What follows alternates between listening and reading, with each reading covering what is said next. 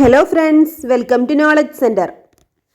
ഈ ഒരു ക്ലാസ്സിൽ നമ്മൾ 7th സോഷ്യൽ സയൻസിലെ 11ാമത്തെ ചാപ്റ്ററാണ് പഠിക്കുന്നത്. ചാപ്റ്ററിന്റെ പേരാണ് വിവേചനത്തിനെതിരെ. ഇത് നമ്മുടെ ഇന്നത്തെ 2ാമത്തെ ക്ലാസ് ആണ് കേട്ടോ. അത് കാണാത്തവർ അത് പോയി കാണണേ. ഇതിനു മുമ്പുള്ള 10ാമത്തെ ചാപ്റ്റർ ആയിരുന്നു ആ ഒരു ക്ലാസ്സിൽ നമ്മൾ എടുത്തത്. അതുപോലെ സബ്സ്ക്രൈബ് ചെയ്യാതെ കാണുന്നവരൊന്ന് സബ്സ്ക്രൈബ് ചെയ്ത് സപ്പോർട്ട് ചെയ്യണേ. ക്ലാസ് യൂസ്ഫുൾ ആവണമെങ്കിൽ ഒന്ന് ലൈക്ക് ചെയ്യണം കേട്ടോ. ദക്ഷിണാഫ്രിക്കയിൽ നിലനിന്നിരുന്ന വർണ്ണ വിവേചനത്തിനെതിരെയും അതുപോലെ കോളനി വൽക്കരണത്തിനെതിരെയൊക്കെ നടന്നിട്ടുള്ള സമരങ്ങളും യുദ്ധങ്ങളെ പറ്റിയൊക്കെയാണ് നമുക്ക് ഈ ഒരു ചാപ്റ്ററിൽ പഠിക്കാനുള്ളത്. ഇമ്പോർട്ടൻ്റ് ആയിട്ടുള്ള ഒരുപാട് കാര്യങ്ങൾ നമുക്ക് പഠിക്കാനുണ്ട് കേട്ടോ ഈ ഒരു ചാപ്റ്ററിൽ. അതുകൊണ്ട് മിസ് ചെയ്യാതെ ക്ലാസ് മുഴുവൻ കാണണേ. ഈ ചാപ്റ്ററിന്റെ തുടക്കത്തിൽ തന്നെ നെൽസൺ മണ്ടേലയുടെ കുറച്ച് വാക്കുകളാണ് കൊടുത്തിട്ടുള്ളത്. ഈ കോടതി മുറിയിൽ തങ്ങി നിൽക്കുന്ന വെള്ള മേധാവിത്വത്തിന്റെ അന്തരീക്ഷം എന്നെ അസ്വസ്ഥനാക്കുന്നു.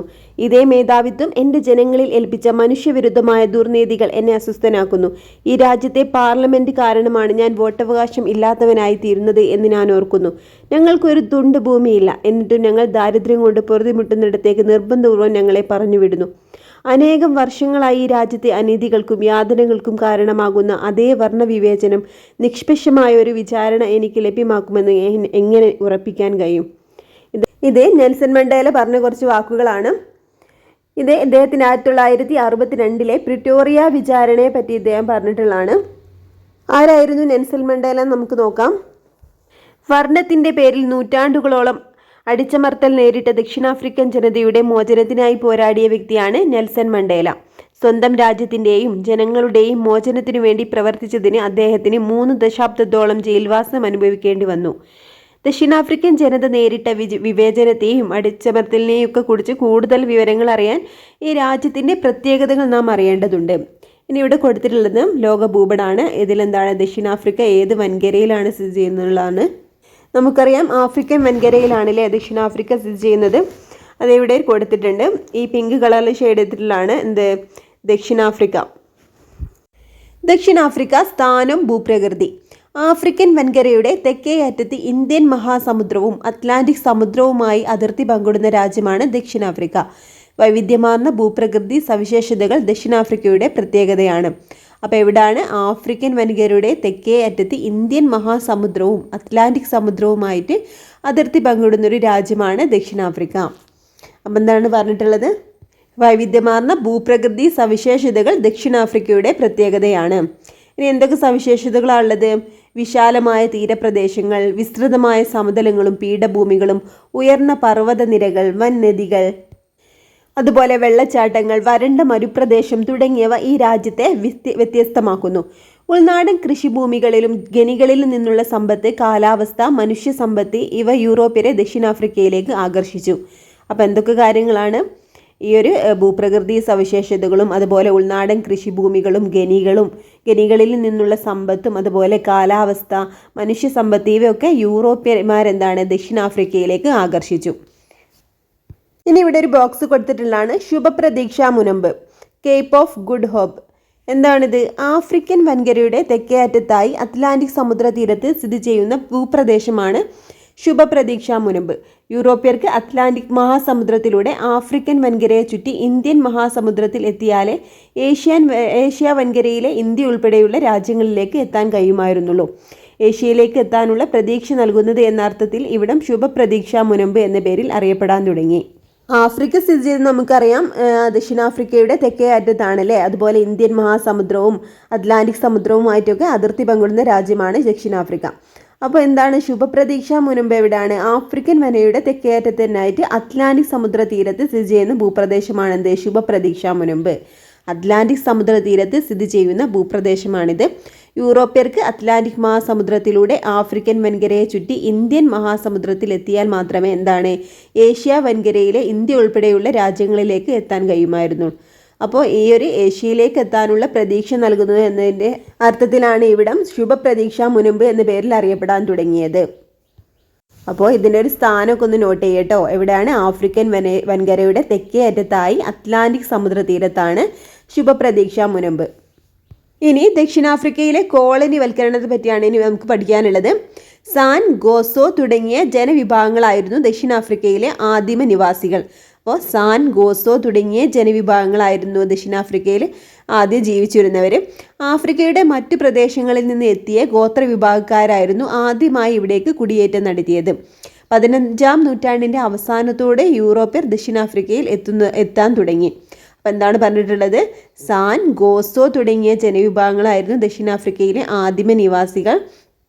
പിന്നെന്താണ്? ആഫ്രിക്കയുടെ മറ്റു പ്രദേശങ്ങളിൽ നിന്ന് എത്തിയ ഗോത്ര വിഭാഗക്കാരായിരുന്നു ആദ്യമായി ഇവിടേക്ക് കുടിയേറ്റം നടത്തിയത്. അതുപോലെ ആഫ്രിക്കയിൽ തന്നെയുള്ള, ആഫ്രിക്കൻ വൻകരയിൽ തന്നെയുള്ള മറ്റു പ്രദേശങ്ങളിൽ താമസിച്ചിരുന്ന ഗോത്ര വിഭാഗക്കാരായിരുന്നു ആദ്യമായിട്ട് ഇവിടേക്ക് കുടിയേറ്റം നടത്തിയത്. 15-ാം നൂറ്റാണ്ടിൻ്റെ അവസാനത്തോടെ യൂറോപ്യർ ദക്ഷിണാഫ്രിക്കയിൽ എത്താൻ തുടങ്ങി. അപ്പോൾ 15-ാം നൂറ്റാണ്ടിൻ്റെ അവസാനത്തോടെയാണ് യൂറോപ്യർ ദക്ഷിണാഫ്രിക്കയിലേക്ക് എത്തി തുടങ്ങിയത്. ഇനി എന്താണ് കോളനി വൽക്കരണം എന്നൊരു ബോക്സ് കൊടുത്തിട്ടുണ്ട്.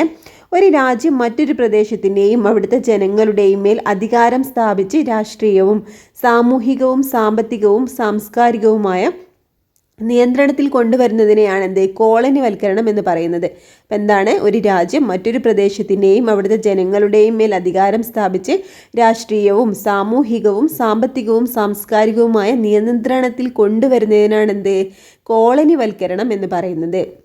അപ്പോൾ ചുരുക്കി പറഞ്ഞാൽ കോളനി വൽക്കരണം എന്നാൽ എന്താണ്? ഒരു രാജ്യത്ത് വന്ന് ആ രാജ്യത്തിൻ്റെ സംസ്കാരത്തെയും പ്രദേശത്തെയൊക്കെ കീഴടക്കുന്നതല്ലേ, അവരുടേതാക്കി മാറ്റുകയാണ് ഈ കോളനി വൽക്കരണം എന്നുള്ളത് കൊണ്ട് ഉദ്ദേശിക്കുന്നത്. അപ്പോൾ 15-ാം നൂറ്റാണ്ടിൻ്റെ അവസാനത്തോടു കൂടിയാണ് യൂറോപ്യർ ദക്ഷിണാഫ്രിക്കയിൽ എത്തിത്തുടങ്ങിയത്.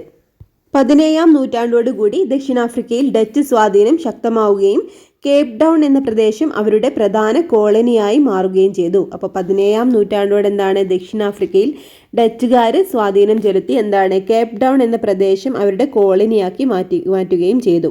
അപ്പോൾ ഏതാണ്? 17-ാം നൂറ്റാണ്ടിലാണ്. ഇനി 18-ാം നൂറ്റാണ്ടോടെ ബ്രിട്ടീഷുകാർ ദക്ഷിണാഫ്രിക്കയിലേക്ക് എത്തിച്ചേർന്നു. ലോകത്തിൻ്റെ വിവിധ ഭാഗങ്ങളിൽ കൂടുതൽ ഭൂപ്രദേശങ്ങൾ സ്വന്തമാക്കുക, ആഫ്രിക്കൻ വൻകരകളിലെ അളവറ്റ സമ്പത്ത് കൈക്കലാക്കുക, മറ്റ് യൂറോപ്യൻ രാജ്യങ്ങൾക്കുമേൽ അധീശത്വം സ്ഥാപിക്കുക, ഏഷ്യ വൻകരയിലേക്കുള്ള സഞ്ചാരത്തിന് ഇടത്താവളമാക്കുക തുടങ്ങിയ ലക്ഷ്യങ്ങളോടെയാണ് ബ്രിട്ടൻ ദക്ഷിണാഫ്രിക്കയെ കോളനിയാക്കാൻ ശ്രമിച്ചത്. അപ്പോൾ എന്തൊക്കെ ലക്ഷ്യങ്ങളായിരുന്നു ബ്രിട്ടൻ ഉണ്ടായിരുന്നത്? ലോകത്തിൻ്റെ വിവിധ ഭാഗങ്ങളിൽ കൂടുതൽ പ്രദേശങ്ങൾ സ്വന്തമാക്കുക, ആഫ്രിക്കൻ വൻകരയിലെ അളവറ്റ സമ്പത്ത് കൈക്കലാക്കുക, മറ്റ് യൂറോപ്യൻ രാജ്യങ്ങൾക്കുമേൽ അധീശത്വം സ്ഥാപിക്കുക, ഏഷ്യ വൻകരയിലേക്കുള്ള സഞ്ചാരത്തിന് ഇടത്താവളമാക്കുക. ഇത്രയും കാര്യങ്ങൾ ഇമ്പോർട്ടൻ്റ് ആണ് കേട്ടോ, നോട്ട് ചെയ്യാം. അടുത്ത ഹെഡിങ് ആണ് ഗ്രേറ്റ് ഡ്രഗ്. ബൂവറുകൾ. ആരാണ് ബൂവറുകൾ? യൂറോപ്പിൽ നിന്ന് ആദ്യം ദക്ഷിണാഫ്രിക്കയിലെത്തിയ നെതർലാൻഡ്, ഫ്രാൻസ്, ജർമ്മനി തുടങ്ങിയ രാജ്യങ്ങളുടെ പിന്മുറക്കാരാണ് ബൂവറുകൾ. കൃഷിക്കാരൻ എന്നാണ് ബൂവർ എന്ന ഡച്ച് പദത്തിൻ്റെ അർത്ഥം. പിൽക്കാലത്ത് ഈ ജനവിഭാഗങ്ങൾ ആഫ്രിക്കാനർ എന്നും ഇവരുടെ ഭാഷയും സംസ്കാരവും ആഫ്രിക്കൻസ് എന്നും അറിയപ്പെട്ടു. അപ്പോൾ യൂറോപ്പിൽ നിന്ന് ആദ്യം ദക്ഷിണാഫ്രിക്കയിലെത്തിയ നെതർലാൻഡ്, ഫ്രാൻസ്, ജർമ്മനി തുടങ്ങിയ രാജ്യങ്ങളുടെ പിന്മുറക്കാരാണ് ബൂവറുകൾ. അപ്പോൾ ബൂവർ എന്ന ഡച്ച് പദത്തിൻ്റെ അർത്ഥം കൃഷിക്കാരൻ എന്നാണ്. പിൽക്കാലത്ത് ഈ ജനവിഭാഗങ്ങൾ ആഫ്രിക്കാനർ എന്നും ഇവരുടെ ഭാഷയും സംസ്കാരവും ആഫ്രിക്കൻസ് എന്നും അറിയപ്പെട്ടു. അപ്പോൾ 18-ാം നൂറ്റാണ്ടോടെ ബ്രിട്ടീഷുകാർ ദക്ഷിണാഫ്രിക്കയിൽ എത്തിച്ചേർന്നു. അവിടെ കോളനി വൽക്കരണം നടപ്പിലാക്കിയെന്ന് നമ്മൾ പഠിച്ചു അല്ലേ. ഈ ബ്രിട്ടൻ നടപ്പിലാക്കിയ കോളനി വൽക്കരണം ബൂവർമാരെ എങ്ങനെ ബാധിച്ചു എന്നാണ് ഇനി പറയാൻ പോകുന്നത്. ഡച്ചുകാരിൽ നിന്ന് കേപ്പ് കോളനി പിടിച്ചെടുത്ത ബ്രിട്ടൻ ആ പ്രദേശത്ത് ചില നയങ്ങൾ നടപ്പിലാക്കി.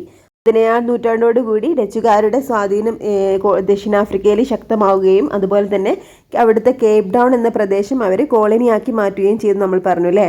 അപ്പോൾ 18-ാം നൂറ്റാണ്ടോടുകൂടി ബ്രിട്ടീഷുകാർ ദക്ഷിണാഫ്രിക്കയിൽ എത്തിച്ചേർന്ന് നമ്മൾ പറഞ്ഞു അല്ലേ. ഇതിനുശേഷം ഈ ഒരു കേപ്പ് കോളനി ബ്രിട്ടന് സ്വന്തമാക്കും, ഡച്ചുകാരിൽ നിന്നും സ്വന്തമാക്കുകയും ആ ഒരു പ്രദേശത്ത് ചില നയങ്ങൾ നടപ്പിലാക്കുകയും ചെയ്തു.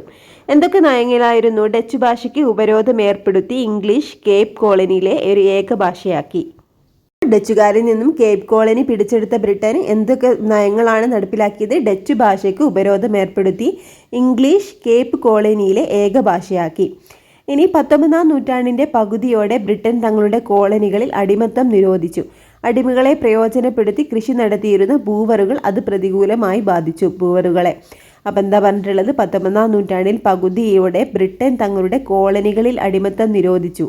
അപ്പോൾ 19-ാം നൂറ്റാണ്ടിൻ്റെ പകുതിയോടെയാണ് ബ്രിട്ടൻ തങ്ങളുടെ കോളനികളിൽ അടിമത്തം നിരോധിച്ചത്. അടിമകളെ പ്രയോജനപ്പെടുത്തി കൃഷി നടത്തിയിരുന്ന ബൂവറുകളെ അത് പ്രതികൂലമായി ബാധിച്ചു. അപ്പോൾ ബൂവറുകൾ ആരായിരുന്നു നമ്മൾ പറഞ്ഞത്? അപ്പോൾ ആദ്യകാലങ്ങളിൽ ദക്ഷിണാഫ്രിക്കയിലേക്ക് യൂറോപ്പിൽ നിന്നെത്തിയ ആളുകളെയാണ് ബൂവറുകൾ എന്ന് പറയുന്നത്. ഇവർ ഈ ദക്ഷിണാഫ്രിക്കൻ നിവാസികളൊക്കെ അടിമകളെ പോലെ പണിയെടുപ്പിച്ചിരുന്നു. ഈ ഒരു 19-ാം നൂറ്റാണ്ടിന് പകുതിയോടെ ഈ ഒരു കാര്യം ബ്രിട്ടൻ തങ്ങളുടെ കോളനികളിൽ അടിമത്തം നിരോധിച്ചു. അതിനെ തുടർന്ന് ബൂവറുകളെ ഇത് പ്രതികൂലമായി ബാധിച്ചു. ബ്രിട്ടൻ നടപ്പിലാക്കിയ ഇത്തരം നയങ്ങളിൽ നിന്ന് രക്ഷപ്പെടാൻ കേപ്പ് കോളനിയിൽ നിന്ന് ദക്ഷിണാഫ്രിക്കയുടെ ഉൾപ്രദേശങ്ങളിലേക്ക് ബൂവറുകൾ നടത്തിയ പലായനമാണ് ഗ്രേറ്റ് ട്രെക്ക് എന്നറിയപ്പെടുന്നത്. അപ്പം എന്താണ് ഗ്രേറ്റ് ട്രെക്ക്? ബ്രിട്ടൻ നടപ്പിലാക്കിയ ഇത്തരം നയങ്ങളിൽ നിന്ന് രക്ഷപ്പെടാൻ കേപ്പ് കോളനിയിൽ നിന്ന് ദക്ഷിണാഫ്രിക്കയുടെ ഉൾപ്രദേശങ്ങളിലേക്ക് ബൂവറുകൾ നടത്തിയ പലായനമാണ് ഗ്രേറ്റ് ട്രെക്ക് എന്നറിയപ്പെടുന്നത്. ഇതിനൊരു ഫിഗർ ഇവിടെ കൊടുത്തിട്ടുണ്ട് കേട്ടോ. ഇതിനുശേഷം നടന്ന ബൂവർ യുദ്ധങ്ങളാണ് ഇനി പറയുന്നത്. ദക്ഷിണാഫ്രിക്കയുടെ ചരിത്രം തിരുത്തിയ ബൂവർ യുദ്ധങ്ങൾക്ക് കാരണമായ സാഹചര്യങ്ങൾ എന്തൊക്കെയാണെന്ന് നോക്കാം. 19-ാം നൂറ്റാണ്ടിന്റെ അവസാനത്തോടെ ബൂവർ റിപ്പബ്ലിക്കിന്റെ അധീന പ്രദേശങ്ങളിൽ സ്വർണത്തിന്റെയും വജ്രത്തിന്റെയും ഖനികൾ കണ്ടുപിടിക്കപ്പെട്ടു. ഇതോടെ ലോകത്തിലെ ഏറ്റവും പ്രധാന സ്വർണ്ണ വജ്ര ഉൽപാദകരായി ദക്ഷിണാഫ്രിക്ക മാറി. ബൂവർ റിപ്പബ്ലിക്കുകളെ ബ്രിട്ടീഷ് കോളനി പ്രദേശങ്ങളോടൊപ്പം കൂട്ടിച്ചേർക്കാൻ ബ്രിട്ടൻ ശ്രമിച്ചതോടെ ബൂവർ യുദ്ധങ്ങൾ ആരംഭിച്ചു. അപ്പോൾ 19-ാം നൂറ്റാണ്ടിന്റെ അവസാനത്തോടെ ബൂവർ റിപ്പബ്ലിക്കിന്റെ അധീന പ്രദേശങ്ങളിൽ സ്വർണത്തിന്റെയും വജ്രത്തിന്റെയും ഖനികൾ കണ്ടുപിടിക്കപ്പെട്ടു. ഇതോടെ ലോകത്തിലെ ഏറ്റവും പ്രധാന സ്വർണ്ണ വജ്ര ഉൽപാദകരായി ദക്ഷിണാഫ്രിക്ക മാറി. ബൂവർ റിപ്പബ്ലിക്കുകളെ ബ്രിട്ടീഷ് കോളനി പ്രദേശങ്ങളോടൊപ്പം കൂട്ടിച്ചേർക്കാൻ ബ്രിട്ടൻ ശ്രമിച്ചതോടെ ബൂവർ യുദ്ധങ്ങൾ ആരംഭിച്ചു. ഇനി ഒന്നാം ബൂവർ യുദ്ധം. കൂടുതൽ പ്രദേശങ്ങളിലേക്ക് ബ്രിട്ടീഷ് ഭരണം വ്യാപിപ്പിക്കുക എന്ന ലക്ഷ്യത്തോടെ ബ്രിട്ടൻ ബൂവറുകളിൽ നിന്നും ട്രാൻസ്വാൾ പിടിച്ചെടുത്തു. ഇതോടെ ഒന്നാം ബൂവർ യുദ്ധം 1880-81 ആരംഭിച്ചു. ഒന്നാം ബൂവർ യുദ്ധത്തിന് കാരണം എന്തായിരുന്നു? കൂടുതൽ പ്രദേശങ്ങളിലേക്ക് ബ്രിട്ടീഷ് ഭരണം വ്യാപിപ്പിക്കുക എന്ന ലക്ഷ്യത്തോടെ ബ്രിട്ടൻ ബൂവറുകളിൽ നിന്നും ട്രാൻസ്വാൾ പിടിച്ചെടുത്തു. ഇതോടെയാണ് ഒന്നാം ബൂവർ യുദ്ധം ആരംഭിച്ചത്. അപ്പോൾ ഒരു വർഷം എന്തായിരുന്നു? 1880-81 വർഷത്തിലായിരുന്നു ഒന്നാം ബൂവർ യുദ്ധം നടന്നത്. ഈ യുദ്ധത്തിൽ ബൂവറുകൾ വിജയിക്കുകയും ട്രാൻസ്വാൾ സമീപ പ്രദേശങ്ങളും കൂട്ടിച്ചേർത്ത് ദക്ഷിണാഫ്രിക്കൻ റിപ്പബ്ലിക് രൂപീകരിക്കുകയും ചെയ്തു. അപ്പോൾ ഒന്നാം ബൂവർ യുദ്ധത്തിൽ ആരാണ്? ബൂവറുകളാണ് വിജയിച്ചത്. ട്രാൻസ്വാളും സമീപ പ്രദേശങ്ങളും കൂട്ടിച്ചേർത്ത് ദക്ഷിണാഫ്രിക്കൻ റിപ്പബ്ലിക് രൂപീകരിക്കുകയും ചെയ്തു. അപ്പോൾ ഒന്നാം ബൂവർ യുദ്ധം നടന്നത് 1880-81 കേട്ടോ. ഇനി രണ്ടാം ബൂവർ യുദ്ധം എന്താണ്? സ്വർണ്ണഖനികളിൽ നിന്നുള്ള സമ്പത്തും അവയുടെ നിയന്ത്രണവും സംബന്ധിച്ച തർക്കങ്ങളാണ് രണ്ടാം ബൂവർ യുദ്ധത്തിലേക്ക് നയിച്ചത്. ബൂവർ ഭരണാധികാരികൾ ഖനികൾക്ക് നികുതി ഏർപ്പെടുത്തി. ഖനികളിലെ ബ്രിട്ടീഷുകാരായ തൊഴിലാളികൾക്ക് ബ്രിട്ടൻ വോട്ടവകാശം ആവശ്യപ്പെട്ടു. റിപ്പബ്ലിക്കൻ ഭരണാധികാരികൾ ഈ ആവശ്യം നിരസിച്ചതോടെ ദക്ഷിണാഫ്രിക്കയുടെ ഏറ്റവും വിനാശകരമായ സായുധ പോരാട്ടമായ രണ്ടാം ബൂവർ യുദ്ധം ആരംഭിച്ചു. അപ്പോൾ എന്തായിരുന്നു രണ്ടാം ബൂവർ യുദ്ധത്തിൻ്റെ കാരണം? സ്വർണ്ണഖനികളിൽ നിന്നുള്ള സമ്പത്തും അവയുടെ നിയന്ത്രണവും സംബന്ധിച്ച തർക്കങ്ങളാണ് രണ്ടാം ബൂവർ യുദ്ധത്തിലേക്ക് നയിച്ചത്. എന്താണ്? ബൂവർ ഭരണാധികാരികൾ ഖനികൾക്ക് നികുതി ഏർപ്പെടുത്തിയിട്ടുണ്ടായിരുന്നു. ഖനികളിലെ ബ്രിട്ടീഷുകാരായ തൊഴിലാളികൾക്ക് ബ്രിട്ടൻ വോട്ടവകാശം ആവശ്യപ്പെട്ടു. എന്നാൽ എന്താണ്? റിപ്പബ്ലിക്കൻ ഭരണാധികാരികൾ ഈ ആവശ്യം നിരസിച്ചതോടെ ദക്ഷിണാഫ്രിക്കയിൽ രണ്ടാം ബൂവർ യുദ്ധം ആരംഭിച്ചു. ഈ ഒരു വർഷം 1899 മുതൽ 1902 വരെ ആയിരുന്നു കേട്ടോ രണ്ടാം ബൂവർ യുദ്ധം. 99 മുതൽ 1902 വരെ ഈ ഒരു വർഷം നോട്ട് ചെയ്യട്ടോ. ഈ യുദ്ധത്തിൽ ബ്രിട്ടീഷ് സൈന്യം ബൂവർ റിപ്പബ്ലിക്കുകളെ പരാജയപ്പെടുത്തി. അപ്പോൾ ഒന്നാം ബൂവർ യുദ്ധത്തിലായിരുന്നു ബൂവറുകളായിരുന്നു വിജയിച്ചത്. രണ്ടാം യുദ്ധത്തിൽ എന്താണ്? ബ്രിട്ടീഷ് സൈന്യമാണ് വിജയികളായത്. വെരീനിഗിങ് സന്ധി അനുസരിച്ച് ബൂവറുകൾ ബ്രിട്ടന്റെ പരമാധികാരം അംഗീകരിച്ചു. ബ്രിട്ടന്റെ നിയന്ത്രണത്തിലുള്ള സ്വയംഭരണ പ്രദേശം എന്ന നിലയിൽ യൂണിയൻ ഓഫ് സൗത്ത് ആഫ്രിക്ക രൂപീകരിച്ചു. യൂണിയൻ ഓഫ് സൗത്ത് ആഫ്രിക്കയിൽ നടപ്പിലാക്കിയ ഭരണഘടനയനുസരിച്ച് ബ്രിട്ടീഷുകാർക്കും ആഫ്രിക്കന്മാർക്കും ഉയർന്ന പരിഗണന നൽകി. അപ്പോൾ ഈ ബൂവറുകളും ബ്രിട്ടീഷുകാരും തമ്മിലുള്ളൊരു സന്ധിയാണ് വെരീനിങ് സന്ധി. ഈ ഒരു സന്ധി അനുസരിച്ച് എന്താണ്? ബ്രിട്ടന്റെ നിയന്ത്രണത്തിലുള്ള സ്വയം ഭരണ പ്രദേശം എന്നതിനെ യൂണിയൻ ഓഫ് സൗത്ത് ആഫ്രിക്ക രൂപീകരിച്ചു. യൂണിയൻ ഓഫ് സൗത്ത് ആഫ്രിക്ക രൂപീകരിക്കാൻ കാരണമായ സന്ധി ഏതാണെന്ന് ചോദിച്ചാൽ വെരീനിങ് സന്ധി ആട്ടോ. ബൂവറുകളും ബ്രിട്ടനും തമ്മിലുള്ള ഒരു സന്ധി, ഒരു കരാറായിരുന്നു ഇത്. ആ ഒരു കരാർ അനുസരിച്ച് എന്താണ്? ബ്രിട്ടന്റെ നിയന്ത്രണത്തിലുള്ള സ്വയംഭരണ പ്രദേശം എന്ന നിലയിൽ യൂണിയൻ ഓഫ് സൗത്ത് ആഫ്രിക്ക രൂപീകരിച്ചു. ഈ ഒരു സന്ധി അനുസരിച്ച് ബ്രിട്ടീഷുകാർക്കും ആഫ്രിക്കാനന്മാർക്കും ഉയർന്ന പരിഗണന ലഭിച്ചു. കറുത്ത വർഗ്ഗക്കാരുടെ അടിസ്ഥാന അവകാശങ്ങൾ പോലും നിഷേധിക്കപ്പെട്ടു. ഇനി ഇവിടെ ഒരു ബോക്സ് കൊടുത്തിട്ടുള്ളതാണ് മഹാത്മാഗാന്ധി ദക്ഷിണാഫ്രിക്കയിൽ.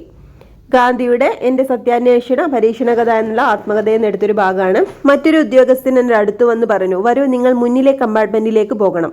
പക്ഷേ എനിക്ക് 1-ാം ക്ലാസ് ടിക്കറ്റ് ഉണ്ടല്ലോ. ഞാൻ പറഞ്ഞു, അതിൽ കാര്യമില്ല, നിങ്ങൾ തീർച്ചയായും ഇതിലെ മുന്നിലെ കമ്പാർട്ട്മെന്റിലേക്ക് പോകണമെന്ന് ഞാൻ പറയുന്നു. അയാൾ പ്രതികരിച്ചു, ഡർബാനിൽ വെച്ച് ഈ കമ്പാർട്ട്മെന്റിൽ യാത്ര ചെയ്യാൻ എന്നെ അനുവദിച്ചതാണെന്നും ഇതിൽ തന്നെ എനിക്ക് പോകണമെന്നും ഞാൻ നിങ്ങളോട് പറയുന്നു. സാധ്യമല്ല, നിങ്ങൾക്കതിൽ പോകാനാവില്ല. നിങ്ങൾ ഈ കമ്പാർട്ട്മെന്റിൽ നിന്ന് പോകണം. അല്ലാത്ത പക്ഷം നിങ്ങളെ പുറത്തേക്കെറിയാൻ വേണ്ടി എനിക്കൊരു പോലീസ് കോൺസ്റ്റബിളിനെ വിളിക്കേണ്ടി വരും എന്ന് ആ ഉദ്യോഗസ്ഥൻ പറഞ്ഞു. ശരി, നിങ്ങൾക്കങ്ങനെ ചെയ്യാം. ഞാൻ സ്വമേധയാ പുറത്തു പോകാൻ വിസമ്മതിക്കുന്നു. പോലീസുകാരൻ വന്നു. അയാൾ കൈക്കു പിടിച്ച് എന്നെ പുറത്തേക്കു തള്ളി. എൻ്റെ സാധനങ്ങളും പുറത്തേക്കെറിഞ്ഞു. വൈകിട്ടത്തെ തീവണ്ടി വന്നു. അതിൽ എനിക്കായി സംവരണം ചെയ്യപ്പെട്ട ഒരു ബർത്തുണ്ടായിരുന്നു. ഡർബാനിൽ വെച്ച് ഞാൻ നിരസിച്ച കിടക്കയ്ക്കുള്ള ടിക്കറ്റ് ഇപ്പോൾ മാരിറ്റിക്സ്ബർഗിൽ ഞാൻ വാങ്ങി. ദക്ഷിണാഫ്രിക്കയിൽ വെച്ച് ഒരു ട്രെയിൻ യാത്രക്കിടെ ഗാന്ധിജിക്ക് ഉണ്ടായൊരു അനുഭവമാണ് ഈ ഒരു ആത്മകഥയിൽ ഇദ്ദേഹം പറയുന്നത്. ദക്ഷിണാഫ്രിക്കയിൽ നിലനിന്നിരുന്ന സാമൂഹ്യ വ്യവസ്ഥയാണ് ഗാന്ധിജി തന്റെ ആത്മകഥയിൽ വിവരിക്കുന്നത്. മഹാത്മാഗാന്ധി 1893 ദക്ഷിണാഫ്രിക്കയിലെത്തിയത്. അപ്രഖ്യാപിത വർണ്ണവിവേചനത്തിന്റെ കാലമായിരുന്നു അത്. ഗാന്ധിജി ദക്ഷിണാഫ്രിക്കയിൽ ആരംഭിച്ച ഇന്ത്യൻ ഒപ്പീനിയൻ എന്ന പത്രത്തിൽ കൊളോണിയൽ ഭരണകൂടം ആഫ്രിക്കക്കാരോട് കാണിക്കുന്ന വിവേചനത്തിനെക്കുറിച്ചും ഇപ്രകാരം എഴുതി: ആഫ്രിക്കക്കാർ മാത്രമാണ് ഭൂമിയിലെ ആദിമ നിവാസികൾ. വെള്ളക്കാരാകട്ടെ ആ ഭൂമി ബലപ്രയോഗത്തിലൂടെ കൈവശപ്പെടുത്തുകയും തങ്ങളുടെ അധീനതയിലാക്കുകയും ചെയ്തു. അപ്പോൾ 1893 മഹാത്മാഗാന്ധി ദക്ഷിണാഫ്രിക്കയിലെത്തിയത്. അവിടെ ആ ഒരു സമയത്ത് എന്താണ്, അപ്രഖ്യാപിത വർണ്ണവിവേചനത്തിന് കാലമായിരുന്നു അത്. അപ്പോൾ ആ ഒരു കാലത്ത് ഗാന്ധിജി ദക്ഷിണാഫ്രിക്കയിൽ ആരംഭിച്ച ഇന്ത്യൻ ഒപ്പീനിയൻ എന്ന പത്രത്തിൽ കൊളോണിയൽ ഭരണകൂടം ആഫ്രിക്കക്കാരോട് കാണിക്കുന്ന വിവേചനത്തെക്കുറിച്ച് ഇപ്രകാരം എഴുതിയിരുന്നു. എന്തായിരുന്നു? ആഫ്രിക്കക്കാർ മാത്രമാണ് ഭൂമിയിലെ ആദിമ നിവാസികൾ. വെള്ളക്കാരാകട്ടെ ആ ഭൂമി ബലപ്രയോഗത്തിലൂടെ കൈവശപ്പെടുത്തുകയും തങ്ങളുടെ അധീനതയിലാക്കുകയും ചെയ്തു. ഇനി രണ്ടാം ഭൂവർ യുദ്ധകാലത്ത് യുദ്ധക്കെടുതികളെ അനുഭവിക്കുന്നവർക്ക് സഹായമെത്തിക്കുന്ന സന്നദ്ധ പ്രവർത്തനങ്ങളിൽ അദ്ദേഹം പങ്കെടുത്തിരുന്നു. സത്യാഗ്രഹം, നിസ്സഹകരണം, നിയമലംഘനം തുടങ്ങിയ സമരരീതികൾ ഗാന്ധിജി പരീക്ഷിച്ചത് ഇവിടെയായിരുന്നു. ഗാന്ധിജിയുടെ രാഷ്ട്രീയ പരീക്ഷണശാല എന്നറിയപ്പെടുന്നത് ദക്ഷിണാഫ്രിക്കയാണ്. അപ്പോൾ രണ്ടാം ഭൂവർ യുദ്ധകാലത്ത് യുദ്ധക്കെടുതികളിൽ ദുരിതം അനുഭവിക്കുന്നവർക്ക് സഹായമെത്തിക്കുന്ന സന്നദ്ധ പ്രവർത്തനങ്ങളിലൊക്കെ എന്താണ്, ഗാന്ധിജി പങ്കെടുത്തിരുന്നു. സത്യാഗ്രഹം, അതുപോലെ നിസ്സഹകരണം, നിയമലംഘനം തുടങ്ങിയ സമര രീതികളൊക്കെ ഗാന്ധിജി പരീക്ഷിച്ചത് ദക്ഷിണാഫ്രിക്കയിലായിരുന്നു. ഇനി ആഫ്രിക്കൻ നാഷണൽ കോൺഗ്രസിന്റെ രൂപീകരണം. ദക്ഷിണാഫ്രിക്ക ബ്രിട്ടന്റെ നിയന്ത്രണത്തിലുള്ള സ്വയംഭരണ പ്രദേശമായതിനു ശേഷം നടന്ന ആദ്യ തിരഞ്ഞെടുപ്പിൽ വെള്ളക്കാരാൽ നയിക്കപ്പെട്ട ദക്ഷിണാഫ്രിക്കൻ പാർട്ടി അധികാരത്തിലെത്തി. പാർപ്പിടം, ഭരണം, വ്യവസായം തുടങ്ങിയ മേഖലകളിൽ ജനങ്ങളെ ബാധിക്കുന്ന നിയമങ്ങൾ കൊണ്ടുവന്നു. കറുത്തവരും വെളുത്തവരും എന്ന വംശീയ വേർതിരിവ് ശക്തമായി. ജനങ്ങൾക്ക് സഞ്ചാര സ്വാതന്ത്ര്യവും വിദ്യാഭ്യാസത്തിനുള്ള അവകാശവും നിഷേധിച്ചു. ഈ നയങ്ങളിൽ പ്രതിഷേധിച്ച് ആഫ്രിക്കൻ ജനതയുടെ അവകാശ സംരക്ഷണത്തിനായി രൂപീകരിച്ച south African native national Congress എന്ന സംഘടനയാണ് പിൽക്കാലത്ത് ആഫ്രിക്കൻ നാഷണൽ കോൺഗ്രസ് എന്നറിയപ്പെട്ടത്. വിവേചനരഹിത ദക്ഷിണാഫ്രിക്ക പടുത്തുയർത്തുന്നതിന് ആഫ്രിക്കൻ നാഷണൽ കോൺഗ്രസ് നേതാക്കൾ പല സമരമാർഗങ്ങളും ആവിഷ്കരിച്ചു. അപ്പോൾ രണ്ടാം ഭൂവർ യുദ്ധത്തിന് ശേഷം വെരീനിഗിങ് സന്ധി അനുസരിച്ച് ദക്ഷിണാഫ്രിക്ക ബ്രിട്ടന്റെ നിയന്ത്രണത്തിലുള്ള ഒരു സ്വയംഭരണ പ്രദേശമായതിനു ശേഷം നടന്ന ആദ്യ തിരഞ്ഞെടുപ്പിൽ വെള്ളക്കാരാൽ നയിക്കപ്പെട്ട ദക്ഷിണാഫ്രിക്കൻ പാർട്ടി തന്നെ അധികാരത്തിലെത്തി. അവരെന്താണ്, പാർപ്പിടം, ഭരണം, വ്യവസായം തുടങ്ങിയ മേഖലകളിലൊക്കെ ജനങ്ങളെ ബാധിക്കുന്ന നിയമങ്ങൾ കൊണ്ടുവന്നു. കറുത്തവരും വെളുത്തവരും എന്ന വംശീയ വേർതിരിവ് ശക്തമായി. ജനങ്ങൾക്ക് സഞ്ചാര സ്വാതന്ത്ര്യവും വിദ്യാഭ്യാസത്തിനുള്ള അവകാശമൊക്കെ നിഷേധിക്കപ്പെട്ടു. ഈ നയങ്ങളിൽ പ്രതിഷേധിച്ച് ആഫ്രിക്കൻ ജനതയുടെ അവകാശ സംരക്ഷണത്തിനായി രൂപീകരിച്ച south African native national Congress എന്ന സംഘടനയാണ് പിൻകാലത്ത് ആഫ്രിക്കൻ നാഷണൽ കോൺഗ്രസ് എന്നറിയപ്പെട്ടത്. അപ്പോൾ ആഫ്രിക്കൻ നാഷണൽ കോൺഗ്രസിൻ്റെ മുൻഗാമി എന്നറിയപ്പെടുന്ന സംഘടനയാണ് south African native national Congress. ഇത് ഇമ്പോർട്ടൻ്റ് ആണ് കേട്ടോ. ആഫ്രിക്കൻ നാഷണൽ കോൺഗ്രസിൻ്റെ മുൻഗാമി എന്നറിയപ്പെടുന്ന സംഘടനയാണ് ആഫ്രിക്കൻ നേറ്റീവ് നാഷണൽ കോൺഗ്രസ്. ദക്ഷിണാഫ്രിക്കയിൽ അധികാരത്തിലിരുന്ന വിവിധ ഗവൺമെൻറ്റുകൾ നടപ്പിലാക്കിയ അടിച്ചമർത്തൽ നിയമങ്ങളും അവയുടെ ഫലങ്ങളും എന്തെല്ലാമായിരുന്നുവെന്നാണ് ഇനിയൊരു ടേബിൾ ഇവിടെ കൊടുത്തിട്ടുള്ളത്. ആദ്യത്തേതാണ് ഖനി തൊഴിൽ നിയമം. ഈ ഒരു നിയമത്തിൻ്റെ ഫലങ്ങൾ എന്തായിരുന്നു? വൈദഗ്ധ്യം ആവശ്യമുള്ള തൊഴിലുകൾ വെളുത്ത വർഗ്ഗക്കാർക്ക് മാത്രമായി സംവരണം ചെയ്തു. ഇനി എന്താണ്? പ്രാദേശിക ഭൂനിയമം എന്തായിരുന്നു? കറുത്തവർക്ക് റിസർവുകൾ എന്ന പേരിൽ നീക്കിവെച്ച പ്രത്യേക പ്രദേശങ്ങളിൽ അല്ലാതെ മറ്റിടങ്ങളിൽ നിന്നും ഭൂമി വാങ്ങാൻ അവകാശമില്ല. അപ്പം അതാണ് പ്രാദേശിക ഭൂനിയമം എന്ന് പറഞ്ഞാൽ കറുത്തവർക്ക് റിസർവുകൾ എന്ന പേരിൽ നീക്കിവെച്ച പ്രത്യേക പ്രദേശങ്ങളിൽ അല്ലാതെ മറ്റിടങ്ങളിൽ നിന്നും ഭൂമി വാങ്ങാൻ അവകാശമില്ലായിരുന്നു. ഇനി പ്രാദേശിക നഗര പ്രദേശ നിയമം എന്ന് പറഞ്ഞാൽ കറുത്ത വർഗ്ഗക്കാർക്ക് നഗരങ്ങളിലേക്ക് പ്രവേശിക്കാൻ നിയന്ത്രണം ഏർപ്പെടുത്തി. വോട്ടർമാരുടെ പ്രത്യേക പ്രാതിനിധ്യ നിയമം. കറുത്ത വർഗ്ഗക്കാരെ പൊതു വോട്ടർ പട്ടികയിൽ നിന്നും നീക്കം ചെയ്തു. ഇപ്പം എന്തൊക്കെ നിയമങ്ങളാണ്? ഖനി തൊഴിൽ നിയമം, പ്രാദേശിക ഭൂനിയമം, പ്രാദേശിക നഗര പ്രദേശ നിയമം, വോട്ടർമാരുടെ പ്രത്യേക പ്രാതിനിധ്യ നിയമം. ഇതൊക്കെ ഇമ്പോർട്ടൻ്റ് ആണ് കേട്ടോ, നോട്ട് ചെയ്യണേ. അടുത്തത് നെൽസൺ മണ്ടേലയെ കുറിച്ചാണ് പറയുന്നത്. 1918 ജൂലൈ 18 ദക്ഷിണാഫ്രിക്കയിലെ ട്രാൻസ്കി പ്രവിശ്യയിലെ തെമ്പു രാജകുടുംബത്തിലാണ് നെൽസൺ മണ്ടേല ജനിച്ചത്. രോലിഹ് ലാല എന്നായിരുന്നു അദ്ദേഹത്തിൻ്റെ പേര്. പിതാവ് മാഡിബ വംശത്തിൻ്റെ തലവനായിരുന്ന ഗാഡ്ല ഹെൻറി മണ്ടേലയും മാതാവ് നോസ്കെനി ഫാനിയുമാണ്. പ്രാഥമിക വിദ്യാഭ്യാസത്തിനു ശേഷം അദ്ദേഹം ദക്ഷിണാഫ്രിക്കൻ ഗോത്രപാരമ്പര്യം, സംസ്കാരം എന്നിവയിൽ പഠനം നടത്തുകയും പിന്നീട് അഭിഭാഷക ബിരുദം നേടുകയും ചെയ്തു. അപ്പോൾ 1918 ജൂലൈ 18 ദക്ഷിണാഫ്രിക്കയിലെ ട്രാൻസ്കീ പ്രവിശ്യയിലാണ് നെൽസൺ മണ്ടേല ജനിച്ചത്. അവിടുത്തെ തെമ്പു കുടുംബത്തിലായിരുന്നു ഇദ്ദേഹത്തിൻ്റെ ജനനം. രോലിഹ് ലാല എന്നായിരുന്നു അദ്ദേഹത്തിൻ്റെ പേര്. പിതാവ് മാഡിബ വംശത്തിൻ്റെ തലവനായിരുന്ന ഗാഡ്ല ഹെൻറി മണ്ടേലയും മാതാവ് നോസ്കെനി ഫാനിയുമാണ്. പ്രാഥമിക വിദ്യാഭ്യാസത്തിന് ശേഷം അദ്ദേഹം ദക്ഷിണാഫ്രിക്കൻ ഗോത്രപാരമ്പര്യം, സംസ്കാരം എന്നിവയിൽ പഠനം നടത്തുകയും പിന്നീട് അഭിഭാഷക ബിരുദം നേടുകയും ചെയ്തു. ഇനി നെൽസൺ മണ്ടേല പറഞ്ഞിട്ടുള്ള കുറച്ച് കാര്യങ്ങളാണ്. എൻ്റെ കുടുംബത്തിൽ ആരും ഇതുവരെ സ്കൂളിൽ പോയിട്ടില്ല. സ്കൂളിലെ ആദ്യ ദിവസം എൻ്റെ ടീച്ചർ മിസ് എഡിംഗേൻ ഞങ്ങൾക്ക് ഓരോരുത്തർക്കും ഒരു ഇംഗ്ലീഷ് പേര് നൽകി. അക്കാലത്ത് ആഫ്രിക്കക്കാരുടെ ഇടയിൽ അത് പതിവായിരുന്നു. ഇത് നമ്മുടെ വിദ്യാഭ്യാസത്തിന് ബ്രിട്ടീഷ് പക്ഷപാതിത്വം കാരണമായിരുന്നു. അന്ന് മിസ് എഡിംഗൻ എന്നോട് പറഞ്ഞു, എൻ്റെ പുതിയ പേര് നെൽസൺ എന്നാണ്. എന്തുകൊണ്ടാണ് ഈ പ്രത്യേക പേര് എന്ന് എനിക്കറിയില്ല. അടുത്തതാണ്, ദക്ഷിണാഫ്രിക്കയിലെ ഒരു ആഫ്രിക്കൻ കുട്ടി ആഫ്രിക്കക്കാർക്ക് മാത്രമുള്ള ആശുപത്രിയിൽ ജനിക്കുന്നു. അവൻ വലുതാകുമ്പോൾ ആഫ്രിക്കക്കാരനെ മാത്രം ജോലികൾ ചെയ്യാനും ആഫ്രിക്കൻ ടൗൺഷിപ്പിൽ മാത്രം ഒരു വീട് വാടകയ്ക്കെടുക്കാനും ആഫ്രിക്കൻ്റെ മാത്രം ട്രെയിനുകളിൽ യാത്ര ചെയ്യാനും നിർബന്ധിക്കപ്പെടുന്നു. രാത്രിയോ പകലോ വ്യത്യാസമില്ലാതെ ഏത് സമയത്തും തടഞ്ഞു നിർത്തി പാസ് ഹാജരാക്കാൻ അവനോട് ഉത്തരവിടുന്നു. അതില്ലാത്ത പക്ഷം അറസ്റ്റ് ചെയ്ത് ജയിലിൽ അറിയുന്നു. അവൻ്റെ വളർച്ചയെ തളർത്തുകയും അവൻ്റെ കഴിവുകളെ കെടുത്തുകയും അവൻ്റെ ജീവിതത്തെ മുരടിപ്പിക്കുകയും ചെയ്യുന്ന ക്രൂരമായ വംശീയ നിയമങ്ങളും ചട്ടങ്ങളും അവൻ്റെ ജീവിതത്തിൽ ചുറ്റിയിരിക്കുന്നു. നെൽസൺ മണ്ടേലിനെ ലോങ് വാക്ക് ടു ഫ്രീഡം എന്ന് പറഞ്ഞൊരു ബുക്കിലുള്ളതാണിത്. 1994. അന്നത്തെ കാലത്ത് നിലനിന്നിരുന്ന ക്രൂരമായ വർണ്ണവിവേചനത്തെ പറ്റിയാണ് ഈ ഒരു കോട്ടിലൂടെയൊക്കെ നെൽസൺ മണ്ടേല വിവരിക്കുന്നത്. കോളനിവൽക്കരണത്തിൽ നിന്നും വർണ്ണവിവേചനത്തിൽ നിന്നും തദ്ദേശീയ ജനതയെ മോചിപ്പിക്കേണ്ടതിൻ്റെ ആവശ്യകത ബോധ്യപ്പെട്ട നെൽസൺ മണ്ടേല തൻ്റെ നാടിൻ്റെയും ജനങ്ങളുടെയും വിമോചനത്തിനായി അക്ഷീണം പ്രയത്നിച്ചു. നെൽസൺ മണ്ടേല യുവജനങ്ങളെ അണിനിരത്തി African national Congress youth league എന്ന യുവജന സംഘടന രൂപീകരിക്കുകയും ആഫ്രിക്കൻ നാഷണൽ കോൺഗ്രസിൽ അംഗത്വമെടുക്കുകയും ചെയ്തു. അപ്പോൾ യുവജനങ്ങളെ അണിനിരത്തി African national Congress youth league എന്ന യുവജന സംഘടന നെൽസൺ മണ്ടേല രൂപീകരിക്കുകയും ആഫ്രിക്കൻ നാഷണൽ കോൺഗ്രസിൽ അംഗത്വമെടുക്കുകയും ചെയ്തു. ഇനി നെൽസൺ മണ്ടേലയോടൊപ്പം പ്രവർത്തിച്ച മറ്റു നേതാക്കളുടെ ചിത്രം കൊടുത്തിട്ടുണ്ട്. വാൾട്ടർ സിസിലു, ഒലിവർ താംബോ, ഡെസിമണ്ട് ടുട്ടു തുടങ്ങിയവരായിരുന്നു മണ്ടേലയോടൊപ്പം പ്രവർത്തിച്ച മറ്റു പ്രധാന നേതാക്കൾ. ഇനി വർണ്ണവിവേചനം. കറുത്ത വർഗ്ഗക്കാർക്കെതിരെ വംശീയമായും സാമ്പത്തികമായും ഏർപ്പെടുത്തിയ വേർതിരിക്കലിൻ്റെ സാമൂഹിക ക്രമമാണ് വർണ്ണവിവേചനം. ഇനി ദക്ഷിണാഫ്രിക്കയിലെ ഇതര ജനവിഭാഗങ്ങളിൽ നിന്നും വെളുത്ത വർഗ്ഗക്കാർക്ക് ഉയർന്ന പരിഗണന ഇതുമൂലം ഉറപ്പാക്കപ്പെട്ടു. 1948 അധികാരത്തിൽ വന്ന നാഷണൽ പാർട്ടി വേർതിരിവും വിവേചനവും നിയമം മൂലം നടപ്പിലാക്കിക്കൊണ്ട് വർണ്ണവിവേചനം നിയമാനുസൃതമാക്കി. വർണ്ണവിവേചനം നടപ്പിലാക്കുന്നതിന് വേണ്ടി രൂപീകരിച്ച നിയമങ്ങളിൽ പ്രധാനപ്പെട്ടവയാണ് ഇനി പറയുന്നത്. 1948 അധികാരത്തിൽ വന്ന നാഷണൽ പാർട്ടി വേർതിരിവും വിവേചനവും നിയമം മൂലം നടപ്പിലാക്കിക്കൊണ്ട് വർണ്ണവിവേചനം നിയമാനുസൃതമാക്കി. ഇങ്ങനെ രൂപീകരിച്ച നിയമങ്ങളാണ് ഇവിടെ കൊടുത്തിട്ടുള്ളത്. പാസ് നിയമം എന്താ? കറുത്ത വർഗ്ഗക്കാർക്ക് ഒരു സ്ഥലത്ത് നിന്ന് മറ്റൊരു സ്ഥലത്തേക്ക് സഞ്ചരിക്കാൻ പ്രത്യേക അനുമതി പത്രങ്ങൾ ആവശ്യമായിരുന്നു. ഗ്രൂപ്പ് ഏരിയ നിയമം. വംശത്തെ അടിസ്ഥാനമാക്കി ആളുകളെ പ്രത്യേക പ്രദേശങ്ങളിലേക്ക് മാറ്റി. ഈ വ്യവസ്ഥ മഹാവർണ്ണ വിവേചനം എന്നറിയപ്പെടുന്നു. അപ്പം എന്താണ് മഹാവർണ്ണ വിവേചനം? ഗ്രൂപ്പ് ഏരിയ നിയമമാണ് മഹാവർണ്ണ വിവേചനം എന്നറിയപ്പെടുന്നത്. ഇമ്പോർട്ടൻ്റ് ആണ്, നോട്ട് ചെയ്യട്ടോ. എന്താണ്? വംശത്തെ അടിസ്ഥാനമാക്കി ആളുകളെ പ്രത്യേക പ്രദേശങ്ങളിലേക്ക് മാറ്റി. ഈ ഒരു വ്യവസ്ഥയാണ് മഹാവർണ്ണ വിവേചനം എന്നറിയപ്പെടുന്നത്, ഗ്രൂപ്പ് ഏരിയ നിയമം. ഇനി ജനസംഖ്യാ രജിസ്ട്രേഷൻ നിയമം. 18 വയസ്സ് കഴിഞ്ഞ എല്ലാവർക്കും അവരുടെ വംശത്തെ വ്യക്തമാക്കുന്ന തിരിച്ചറിയൽ കാർഡ് നിർബന്ധമാക്കി. ഇനി ബൻഡു അധികാര നിയമം.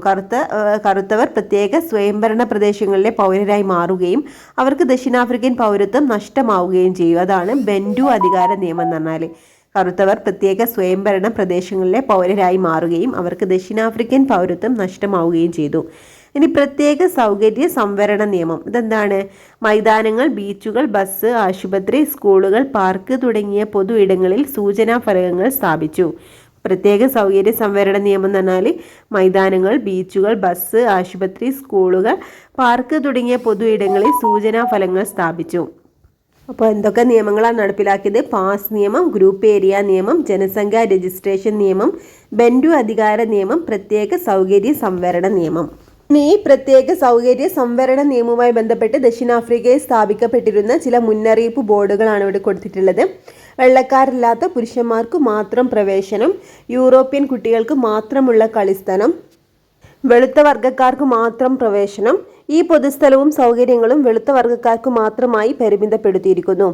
മുന്നറിയിപ്പ്: തദ്ദേശീയരെ സൂക്ഷിക്കുക. ഡർബൻ തീര നിയമം സെക്ഷൻ 37 പ്രകാരം ഡർബൻ കടൽ തീരം വെളുത്ത വർഗ്ഗക്കാർ മാത്രമേ ഉപയോഗിക്കാൻ പാടുള്ളൂ. ഇതൊക്കെ ആ ഒരു കാലത്ത് പ്രത്യേക സൗകര്യ സംവരണ നിയമവുമായി ബന്ധപ്പെട്ട സ്ഥാപിച്ചിട്ടുള്ള ബോർഡുകളാണ്. കറുത്ത വർഗ്ഗക്കാർ സ്വന്തം നാട്ടിൽ അനുഭവിക്കേണ്ടി വന്ന മനുഷ്യാവകാശ ലംഘനങ്ങളുടെ തീവ്രതയാണ് ഈ മുന്നറിയിപ്പ് ബോർഡുകൾ സൂചിപ്പിക്കുന്നത്. ഇത്തരം മനുഷ്യത്വരഹിതമായ നിയമങ്ങൾ നടപ്പിലാക്കിയതോടെ ദക്ഷിണാഫ്രിക്കയുടെ ഉടമകളായിരുന്ന ജനങ്ങൾ വോട്ടവകാശമില്ലാത്തവരും ഭരണാവകാശവും വിദ്യാഭ്യാസ അവകാശവും നിഷേധിക്കപ്പെട്ടവരുമായി തീർന്നു. ഇനി ദക്ഷിണാഫ്രിക്കൻ സ്വാതന്ത്ര്യ സമരം. കോളനിവൽക്കരണവും വർണ്ണവിവേചനവും ദക്ഷിണാഫ്രിക്കയിലെ ജനജീവിതത്തെ പ്രതികൂലമായി ബാധിച്ചു. ദക്ഷിണാഫ്രിക്കയിലെ കറുത്ത വർഗ്ഗക്കാർ രാഷ്ട്രീയമായും സാമ്പത്തികമായും സാംസ്കാരികമായും തകർച്ച നേരിട്ടു. ദേശീയ സമ്പദ് വ്യവസ്ഥ ദ്രുതഗതിയിൽ വളർന്നെങ്കിലും തദ്ദേശീയ ജനത അടിസ്ഥാന ആവശ്യങ്ങൾക്ക് പോലും ബുദ്ധിമുട്ടി. ഇത്തരം വിവേചനങ്ങൾക്കും അടിച്ചമർത്തലുകൾക്കുമെതിരെ ദക്ഷിണാഫ്രിക്കൻ ജനത നടത്തിയ ചില പ്രധാന സമരങ്ങളാണ് കൊടുത്തത്. നെൽസൺ മണ്ടേലയുടെ നേതൃത്വത്തിൽ ആഫ്രിക്കൻ നാഷണൽ കോൺഗ്രസ് കറുത്ത വർഗ്ഗക്കാരുടെ മോചനത്തിനായി രാജ്യവ്യാപകമായി പ്രക്ഷോഭങ്ങൾ ആരംഭിച്ചു. ആദ്യകാല പ്രക്ഷോഭങ്ങൾ തികച്ചും സമാധാനപരമായ നിയമലംഘന സമരങ്ങളായിരുന്നു. അപ്പോൾ ദക്ഷിണാഫ്രിക്കൻ ജനത സാമ്പത്തികമായും സാംസ്കാരികമായും രാഷ്ട്രീയപരമായിട്ടൊക്കെ തകർച്ച നേരിട്ടപ്പോൾ നെൽസൺ മണ്ടേലയുടെ നേതൃത്വത്തിൽ ആഫ്രിക്കൻ നാഷണൽ കോൺഗ്രസ് കറുത്ത വർഗ്ഗക്കാരുടെ മോചനത്തിനായിട്ട് ചില പ്രക്ഷോഭങ്ങളൊക്കെ സംഘടിപ്പിച്ചു. ആദ്യകാല പ്രക്ഷോഭങ്ങളൊക്കെ തികച്ചും സമാധാനപരമായ നിയമലംഘന സമരങ്ങളായിരുന്നു. ദക്ഷിണാഫ്രിക്കൻ ഇന്ത്യൻ കോൺഗ്രസിൻ്റെയും ആഫ്രിക്കൻ നാഷണൽ കോൺഗ്രസിൻ്റെയും ആഹ്വാനമനുസരിച്ച് ഫാക്ടറി തൊഴിലാളികൾ, ഓഫീസ് ജീവനക്കാർ, അധ്യാപകർ, വിദ്യാർത്ഥികൾ തുടങ്ങി വിവിധ വിഭാഗം ജനങ്ങൾ സമരങ്ങളിൽ ഒത്തുചേർന്നു. പാസ് നിയമങ്ങൾ, നിരോധനാജ്ഞ എന്നിവയെ ചോദ്യം ചെയ്ത പ്രതിഷേധക്കാരെ അറസ്റ്റ് ചെയ്ത് തടവിലാക്കി. അപ്പോൾ ദക്ഷിണാഫ്രിക്കൻ ഇന്ത്യൻ കോൺഗ്രസിൻ്റെയും ആഫ്രിക്കൻ നാഷണൽ കോൺഗ്രസിൻ്റെയും ആഹ്വാനമനുസരിച്ച് അവിടെയുള്ള ഫാക്ടറി തൊഴിലാളികളും മറ്റ് ജനങ്ങളൊക്കെ ഈ ഒരു സമരത്തിൽ ഒത്തുചേർന്നു. പാസ് നിയമങ്ങളും നിരോധനാജ്ഞാ നിയമങ്ങളൊക്കെ ഇവർ ചോദ്യം ചെയ്തു. ഇങ്ങനെ ചോദ്യം ചെയ്ത പ്രതിഷേധക്കാരെ അറസ്റ്റ് ചെയ്ത് തടവിലാക്കി. 1956 രാജ്യദ്രോഹ കുറ്റം ചുമത്തി നെൽസൺ മണ്ടേലയെ വീണ്ടും അറസ്റ്റ് ചെയ്തു. നീണ്ട കാലത്തെ വിചാരണയ്ക്ക് ശേഷം അദ്ദേഹത്തെ കുറ്റവിമുക്തനാക്കി. 1956 രാജ്യദ്രോഹ കുറ്റം ചുമത്തി നെൽസൺ മണ്ടേലയെ വീണ്ടും അറസ്റ്റ് ചെയ്തു. പിന്നെ നീണ്ട കാലത്തെ വിചാരണയ്ക്ക് ശേഷമാണ് ഇദ്ദേഹത്തെ കുറ്റവിമുക്തനാക്കിയത്. അടുത്തതായിട്ട് ഇവിടെ കൊടുത്തിട്ടുള്ളതാണ് ആഫ്രിക്കൻ വർഷം. ആഫ്രിക്കൻ രാജ്യങ്ങളുടെ സ്വാതന്ത്ര്യ സമര ചരിത്രത്തിൽ വളരെ പ്രാധാന്യം അർഹിക്കുന്ന വർഷമാണ് 1960. 17 ആഫ്രിക്കൻ രാജ്യങ്ങൾക്ക് സ്വാതന്ത്ര്യം ലഭിച്ച ഈ വർഷത്തിന് ദക്ഷിണാഫ്രിക്കയുടെ ചരിത്രത്തിലും വളരെ പ്രാധാന്യമുണ്ട്. പാസ് നിയമങ്ങൾക്കെതിരെ ഷാർപ്പ്വിൽ എന്ന സ്ഥലത്ത് സമരം ചെയ്ത ആൾക്കാരെ കൂട്ടക്കൊല ചെയ്തതും ദക്ഷിണാഫ്രിക്കൻ ഗവൺമെന്റിനെതിരായ സായുധ കലാപം ആരംഭിച്ചതും 1960-ലാണ്. അപ്പോൾ ആഫ്രിക്കൻ രാജ്യങ്ങളുടെ സ്വാതന്ത്ര്യ സമരത്തിൽ ചരിത്രത്തിൽ വളരെ പ്രാധാന്യം അർഹിക്കുന്ന ഒരു വർഷമാണ് 1960.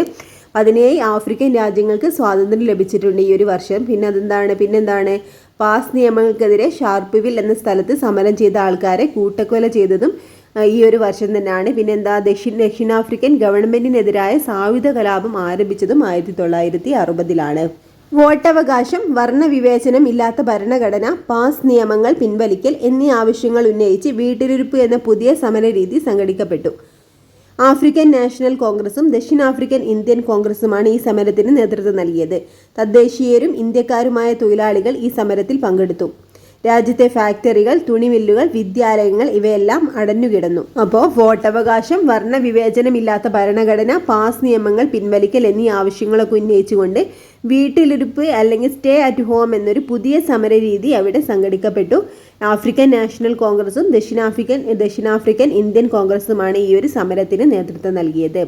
തദ്ദേശീയരും ഇന്ത്യക്കാരുമായ തൊഴിലാളികൾ ഈ ഒരു സമരത്തിൽ പങ്കെടുത്തു. രാജ്യത്തെ ഫാക്ടറികളും തുണിമില്ലുകളും വിദ്യാലയങ്ങളും ഒക്കെ അടഞ്ഞുകിടന്നു ഈ ഒരു സമരത്തിന്റെ ഭാഗമായിട്ട്.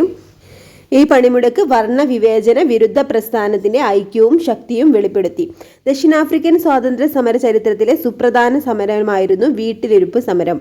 സമാധാനപരമായ സമരങ്ങൾക്ക് ഫലം കാണാത്തതിനെ തുടർന്ന് നെൽസൺ മണ്ടേല സായുധ കലാപങ്ങൾക്ക് ആഹ്വാനം ചെയ്തു. 1964 അട്ടിമറി, രാജ്യദ്രോഹം, ഗൂഢാലോചന എന്നീ കുറ്റങ്ങൾ ആരോപിച്ച് നെൽസൺ മണ്ടേലയ്ക്ക് ജീവപര്യന്തം തടവ് വിധിച്ചു.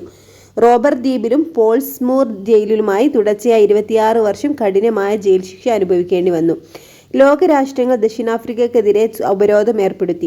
ഐക്യരാഷ്ട്ര സംഘടന മനുഷ്യത്വത്തിനെതിരെയുള്ള കുറ്റമാണ് വർണ്ണവിവേചനം എന്ന പ്രമേയം പാസാക്കി. ഇതോടെ നാട്ടിലാകെ കലാപങ്ങൾ പടർന്നു. ജനങ്ങളുടെ പ്രതിഷേധം അടിച്ചമർത്താൻ ഗവൺമെന്റ് 1984 അടിയന്തരാവസ്ഥ പ്രഖ്യാപിച്ചു. തുടർന്നുണ്ടായ സംഘർഷങ്ങളിൽ ധാരാളം കറുത്ത വർഗ്ഗക്കാർ കൊല്ലപ്പെട്ടു. പ്രക്ഷോഭങ്ങൾ അനിയന്ത്രിതമായപ്പോൾ വർണ്ണവിവേചനം നിർത്തലാക്കാനുള്ള നടപടികൾ ആരംഭിച്ചു. രാഷ്ട്രീയ തടവുകാരെ വിട്ടയക്കുകയും രാഷ്ട്രീയ പാർട്ടികൾക്കുണ്ടായിരുന്ന നിരോധനം നീക്കുകയും ചെയ്തു. 1964 അട്ടിമറി, രാജ്യദ്രോഹം, ഗൂഢാലോചന എന്നീ കുറ്റങ്ങളൊക്കെ ആരോപിച്ച് നെൽസൺ മണ്ടേലയ്ക്ക് ജീവപര്യന്തം തടവ് വിധിച്ചു. റോബർട്ട് ദ്വീപിലും പോൾസ്മൂർ ജയിലിലുമായിട്ട് തുടർച്ചയായി 26 വർഷം കഠിനമായ ജയിൽ ശിക്ഷ അദ്ദേഹം അനുഭവിക്കേണ്ടി വന്നു. പിന്നീട് ലോകരാഷ്ട്രങ്ങൾ ദക്ഷിണാഫ്രിക്കക്കെതിരെ ഉപരോധം ഏർപ്പെടുത്തി. ഐക്യരാഷ്ട്ര സംഘടന മനുഷ്യത്വത്തിനെതിരെയുള്ള കുറ്റമാണ് വർണ്ണവിവേചനം എന്ന പ്രമേയം പാസാക്കിയതോടെ നാട്ടിലാകെ കലാപങ്ങളൊക്കെ പടർന്നു. ജനങ്ങളുടെ പ്രതിഷേധം അടിച്ചമർത്താൻ ഗവൺമെന്റ് 1984 അടിയന്തരാവസ്ഥ പ്രഖ്യാപിച്ചു. തുടർന്നുണ്ടായ സംഘർഷങ്ങളിൽ ധാരാളം കറുത്ത വർഗ്ഗക്കാർ കൊല്ലപ്പെട്ടു. പ്രക്ഷോഭങ്ങൾ അനിയന്ത്രിതമായപ്പോൾ വർണ്ണവിവേചനം നിർത്തലാക്കാനുള്ള നടപടികൾ ആരംഭിച്ചു. രാഷ്ട്രീയ തടവുകാരെ വിട്ടയക്കുകയും രാഷ്ട്രീയ പാർട്ടികൾക്കുണ്ടായിരുന്ന നിരോധനം നീക്കുകയും ചെയ്തു. 1990 ഫെബ്രുവരി 11 നെൽസൺ മണ്ടേല ജയിൽ മോചിതനായി.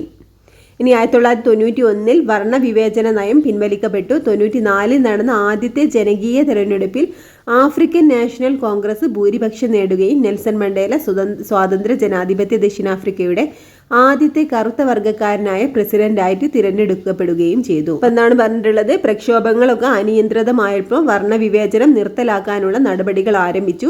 രാഷ്ട്രീയ തടവുകാരെ വിട്ടയക്കുകയും രാഷ്ട്രീയ പാർട്ടികൾക്കുണ്ടായിരുന്ന നിരോധനം നീക്കുകയും ചെയ്തു. 1990 ഫെബ്രുവരി 11 നെൽസൺ മണ്ടേല ജയിൽ മോചിതനായി. 1991 വർണ്ണവിവേചന നയം പിൻവലിക്കപ്പെട്ടു. 1994 നടന്ന ആദ്യത്തെ ജനകീയ തെരഞ്ഞെടുപ്പിൽ ആഫ്രിക്കൻ നാഷണൽ കോൺഗ്രസ് ഭൂരിപക്ഷം നേടുകയും നെൽസൺ മണ്ടേല സ്വാതന്ത്ര്യ ജനാധിപത്യ ദക്ഷിണാഫ്രിക്കയുടെ ആദ്യത്തെ കറുത്ത വർഗ്ഗക്കാരനായ പ്രസിഡന്റായിട്ട് തിരഞ്ഞെടുക്കപ്പെടുകയും ചെയ്തു. ഈ വർഷങ്ങളൊക്കെ നോട്ട് ചെയ്യാൻ കേട്ടോ, ഇമ്പോർട്ടൻ്റ് ആണ്. അപ്പോൾ 1994 ദക്ഷിണാഫ്രിക്കയുടെ പ്രസിഡന്റായിട്ട് നെൽസൺ മണ്ടേലയെ തിരഞ്ഞെടുക്കുന്നത്. ഇനി ഇവിടെ പ്രസിഡന്റായി സ്ഥാനമേറ്റ നെൽസൺ മണ്ടേല നടത്തിയ പ്രസംഗം എന്ന് കൊടുത്തിട്ടുണ്ട്. ഞങ്ങൾ ദക്ഷിണാഫ്രിക്കയിലെ ജനങ്ങൾ നമ്മുടെ രാജ്യത്തിനും ലോകത്തിനും അറിയാൻ പ്രഖ്യാപിക്കുന്നു. ദക്ഷിണാഫ്രിക്ക ഈ രാജ്യത്ത് വസിക്കുന്ന കറുപ്പും വെളുപ്പുമുള്ള എല്ലാവർക്കും അവകാശപ്പെട്ടതാണ്. ഇവിടെ ജനങ്ങളുടെ ഇച്ഛയെ അടിസ്ഥാനമാക്കിയുള്ളതല്ലാതെ ഒരു ഗവൺമെന്റിനും ന്യായമായ അധികാരം ആവശ്യപ്പെടാനാവില്ല. 1994 സ്വാതന്ത്ര്യ ചാർട്ടറിന്റെ ഒരു പ്രാരംഭ വാക്കുകളാണിത്. ഈ പ്രസംഗത്തിലൂടെ ആഫ്രിക്കക്കാർ ഒറ്റ ജനതയായി നിൽക്കേണ്ടതിൻ്റെ പ്രാധാന്യം നെൽസൺ മണ്ടേല ഓർമ്മിപ്പിച്ചു. ഒരു പ്രദേശത്തെ വ്യത്യസ്ത വംശങ്ങൾ ഒരുമിച്ച് ജീവിക്കുന്ന വർത്തമാനകാലത്ത് നെൽസൺ മണ്ടേല ഉയർത്തിപ്പിടിച്ച സഹവർത്തിത്വ നിലപാട് ലോകരാഷ്ട്രങ്ങൾക്കെല്ലാം മാതൃകയാണ്. അപ്പോൾ ഇത്രയൊക്കെയാണ് നമ്മൾ ഈ ഒരു ചാപ്റ്ററിൽ പഠിക്കാനുള്ളത്. കുറച്ച് വലിയൊരു ചാപ്റ്ററാണിത്. പ്രധാനപ്പെട്ട കാര്യങ്ങളൊക്കെ ഒന്ന് നോട്ട് ചെയ്ത് പഠിക്കട്ടോ. ക്ലാസ് യൂസ്ഫുൾ ആയിട്ടുണ്ടെങ്കിൽ ഒന്ന് ലൈക്ക് ചെയ്യണേ. നിങ്ങളുടെ അഭിപ്രായങ്ങളും കമൻറ്റ് ചെയ്യണേ. Okay friends, thank you.